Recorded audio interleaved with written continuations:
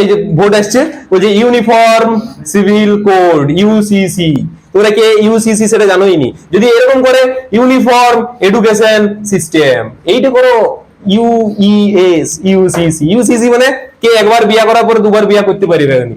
বাবু বিয়া করে ভালো করে এডুকেশন দাও, তাহলে তো আর বিয়াটা করতেই হবে না দুবার। হ্যাঁ, যদি ভালো এডুকেশন থাকে তাহলে তো দুবার বিয়া করতেই হবে। আবার এগুলো বলছে কে জানো? বিজেপির একজন, মানে বিজেপির নেতা আর বিজেপির আমাদেরকে হিরণ্য চূরণ বলে একজন আছে নি, জানো নি? হিরণ্য চূরণ আছে একজন, সে কয়েকদিন আগে একজনকে বিয়া করলো, ঠিক আছে? ওর মেয়ের বয়স ওর থেকে একটু হয়তো 1 বছরের বড়। হ্যাঁ, তোমরা তোমাদের হিরণ্যকে জানো তো সবাই। নয়, শিক্ষা একজন প্রাইভেটের জন্য আলাদা, গভর্নমেন্টের জন্য আলাদা, এরকম নয়। সবাইকার জন্য শিক্ষা যদি সমান করে দেওয়া হয় তাহলে বুঝতে পারবে যে এই আলাদা আলাদা করে টাকার বন্টন কোনো প্রয়োজন নেই। তোমরা জাস্ট ভাবো যে এই টাকাটা কোনো করার দরকার নেই। এই 3000 টাকা তো তোমাদের পড়াশোনার জন্য খরচা করা হয়তো, হ্যাঁ, এই 3000 টাকা তোমাদেরকে দিয়ে দেওয়া হলো। হাতে নয়, হাতে দিলে তো মদ ভাটি এখানে বসে থাকবে।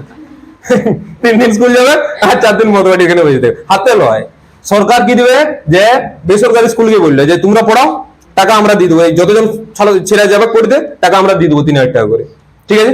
তাইলে যে এডুকেশনটা দাঁড়াবে, সেই এডুকেশনটা আর এখন যে এডুকেশনটা স্কুলে পড়াচ্ছে তার থেকে আকাশ পাতাল পার্থক্য, অনেক বেশি হবে। সেখানে অনেক রুলস রেগুলেশন, তোমরা অনেক ভালো পড়াশোনা করবে। এই গভর্নমেন্ট স্কুলে যাই করে কি পড়াশোনা, সবাই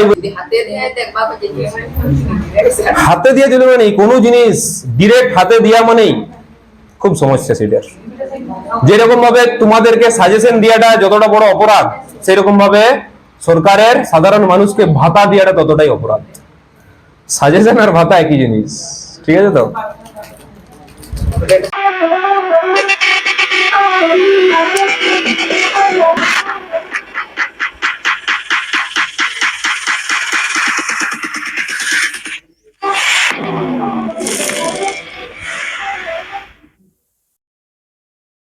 এগুলা এগুলা এই যে 0/0 তোমরা এখন জানো না, 0/0 মানে অসংখ্যাত। তোমরা কবে জানবে এগুলো? ক্লাস 10-এ পড়েছো, হ্যাঁ? ক্লাস 3-4 এর সবাই জানে যে 0/0 ইজিক্যাল টু অসংখ্যাত, হ্যাঁ? কিন্তু অসীম মানে বুঝতে পারছো না তুমি? অসীম মানে যার কোনো শেষ নাই, সেটাই তো অসীম বলা হয়। এখানে শেষ নাই, এটা তো কোনো হচ্ছেই নি। এবার শেষ আবার কি? অসংখ্যাত, এটাকে কেউ ডিফাইনই করা যাচ্ছে না, তার জন্য এটাকে বলা হয় আনডিফাইন্ড। ওকে, এগুলো তোমরা জানো, এখন জানছো। এই হচ্ছে তোমাদের জিনিস। তাহলে সরকার যে তোমাদের পেছনে এত টাকা খরচা করছে, সরকার তোমাদের পেছনে কত টাকা খরচা করে জানো? জানো নি? হ্যাঁ, প্রচুর টাকা খরচা করে। তোমরা এটা কোনোদিন ক্যালকুলেশন করোনি। সরকার তোমাদের পেছনে কত টাকা খরচা করে প্রতি মাসে যদি আমি বলি, দেখো তাহলে তোমাদেরকে একটা হিসাব দেখাই, শোনো।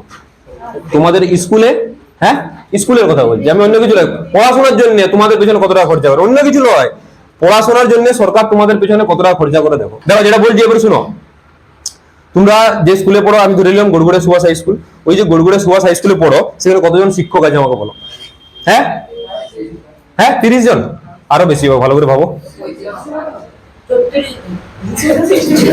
হ্যাঁ, কতজন শিক্ষক আছে জানো নি? 35 জন হবে কি, ঠিক আছে? এবারে শিক্ষক, এবারে হচ্ছে নন টিচিং স্টাফ, মানে যারা অশিক্ষক কর্মী, মানে যারা হচ্ছে ধরো যে সমস্ত স্যাররা আছেন যারা হচ্ছে group D, group C, librarian, এরকম করে ধরে নিলাম 50 জন, রাউন্ড ফিগারে 50 জন। তোমরা জানো নি 50 জন। প্যারা টিচার, এরকম করে সব ধরে নাও 50 জন, সব কিছু নিয়ে করে 50 জন। তাহলে তোমাদের টিচার আছে কতজন? 50 জন, ঠিক আছে তো? এই 50 জনের প্রতি মাসে এদেরকে কত করে বেতন দেওয়া জানো? বেতন জানো তোমরা কত বলো দেখি? সামথিং, মানে 1 লাখের উপরে। আমি রাউন্ড ফিগারে ধরে নিলাম সবাইকার বেতন হচ্ছে 50,000। কত বললাম? 50,000। কারো একটু কম, কারো একটু বেশি, এরকম করে আমি ধরে নিলাম 50,000। কত? 50,000 হয়ে গেল 50,000। তাহলে 3টা শূন্য, এই 4টা শূন্য, আর এখানে একটা শূন্য, কত হলো? 5টা শূন্য। 5টা শূন্য আর 5 5 25, তাহলে 25, তার পেছনে 5টা শূন্য দাও, 1টা 2টা 3টা 4টা 5টা শূন্য হলো। তাহলে কত লাখ টাকা হলো এটা? হ্যাঁ, 25 লাখ। এই 25 লাখ টাকা শুধুমাত্র তোমাদের পড়ার জন্য তো খরচা হয়। এরপর দেখো তোমাদের স্কুলে কতজন স্টুডেন্ট আছে বলো? আচ্ছা, রাউন্ড ফিগার 1000 ধরো, 1000। একটু রাউন্ড ফিগার করার চেষ্টা করো। আচ্ছা, এটা কত হলো? কত? 25 লাখ টাকা শুধু কিসে দেওয়া হয়? বেতন, 1 মাসে, ঠিক আছে তো? চক আছে, ডাস্টার আছে, বিল্ডিং মানে বাড়ি বানানো আছে, ইটি আছে, সেটি আছে, আমি সবকিছু নিয়ে করে একটা ধরে নিচ্ছি। এর সাথে আর একটা 5 লাখ যদি ধরে নিই, তাহলে 30 লাখ হলো। তাহলে হলো 30 lakh. 3 2 5 mid day meal, feed day meal, বহুত কিছু আছে। এটা কখনোই হয়নি। 5 লাখ টাকা একটা লয়, অনেক বেশি টাকা খরচ হয়। তাহলে টোটাল কত বললাম আমি? 30 লাখ। 30 লাখ মানে একটা শূন্য দিত, ঠিক আছে? 30 লাখ টাকা। হ্যাঁ, এই 30 লাখ টাকা খরচা হয় কতজনের পেছনে? 1000 জন ধরে নিল, 1000 জন। হ্যাঁ, তাহলে একজনের পেছনে কত টাকা খরচা হয়? 3000।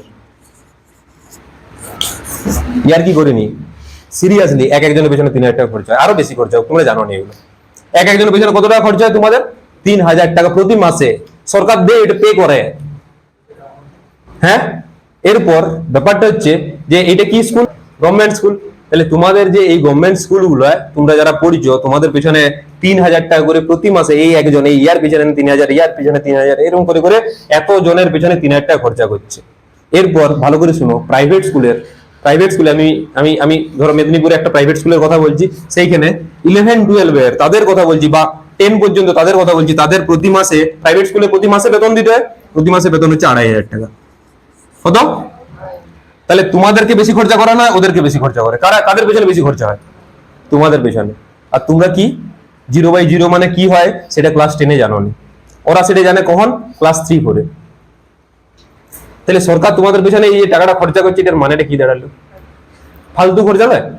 এবার এটা তোমাদের কোনো দোষ নাই, এটা সরকারের কিছু করার নাই। সরকার হচ্ছে এই যে, তোমার কি মনে হয় যে এই যে 5 লাখ টাকা যে এইখানে দেখতে পাচ্ছ, যে 50,000 যে একজনের পেছনে দেওয়া হয়, একজন স্যারের পিছনে 50,000 টাকা করে যে দেওয়া হয়, এটার পেছনে যে কত ঘাপলা, কত মার, তোমরা জানো না। এই যে এই 50 জন শিক্ষক যে বলছি, 50 জন শিক্ষক কি স্বচ্ছ নিয়োগ হয়? ওইখান থেকে কারা টাকা পাবে? সরকার। সরকার ইন দ্য সেন্স আমি বলতে চাইছি মানে যারা নিয়োগ করবে তারা।